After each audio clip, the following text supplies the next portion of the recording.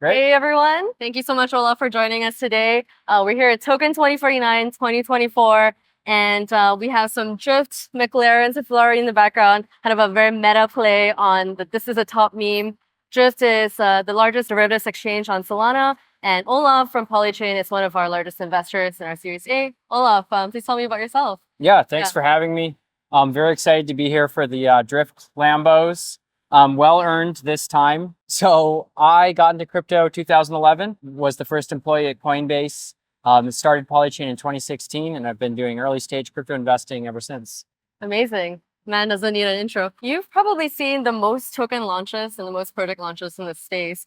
Can you tell me, maybe in like one sentence, what are you seeing that's different this time, if any? I think that the average user is a lot less technical than they used to be. And even though the UX still leaves something to be desired in crypto, it has come a long way. So I do think that this time around also you're seeing sort of institutional involvement in a way that we never saw before. This is, I think, the main news item here is sort of the ETF launch and the successes of those ETFs. So broadly, those are a few of the ways I think it's sort of different this time around.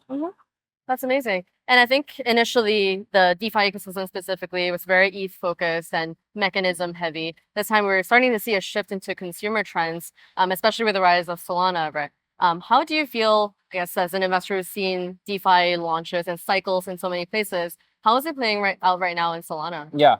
So I think that people are always going to use whatever is faster, cheaper, easier. Yeah. And so I think that that has left a big opening for Solana DeFi to grow. And there's always testing out new primitives, which is often what gets me really excited.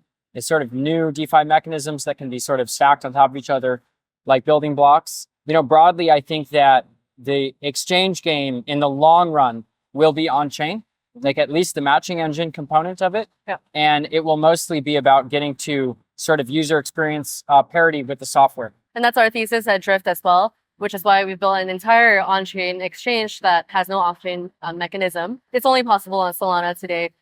So we met Olaf back in 2021, 2022, kind of towards the tail end of Solana summer. And you guys took a massive bet on us, even though you invested at a time where things were a little bit difficult for Drift. Yep. Can you tell me a little bit about what gave you the drive to? Yeah. So I'm very used to investing when it's not totally clear or not obvious what the future holds.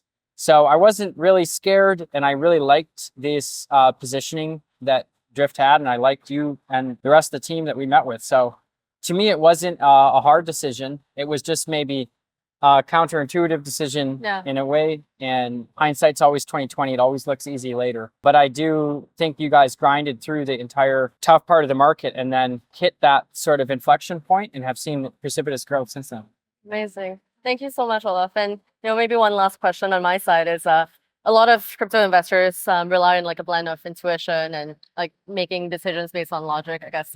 Where do you see yourself in that spectrum? I would say I'm mostly a pretty intuitive investor, which is why I mostly do seed and Series A investing, where you really aren't, crunching the numbers so much. You're mostly sort of following whatever intuitive energies this black box is coming up with. So. Yeah. And what's your intuition telling you about the space right now? If I had my crystal ball, I always say this, but I take a long view, and it's a takeover to me of like global finance, global systems of property ownership, moving from these heterogeneous centralized databases to one unified software system that the entire global economy runs on. And that means replacing money and finance with blockchain systems. So it seems pretty inevitable to me at this point. I just think the question is how quickly it happens. Awesome. Any final thoughts on Solana DeFi, Drift as a whole?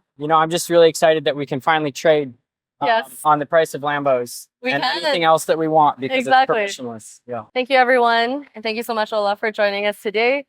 We can find us at drift.trade, trade derivatives on leverage, trade prediction markets, and you can bet on Drift today. Hey, what's up? But it's not something Genzio is afraid of. If you want to survive, you got to build a hive. You do not understand that we need more hive. Ladies and gentlemen. We're back at the Genzio Media House. Awesome. Thanks so much for joining us today.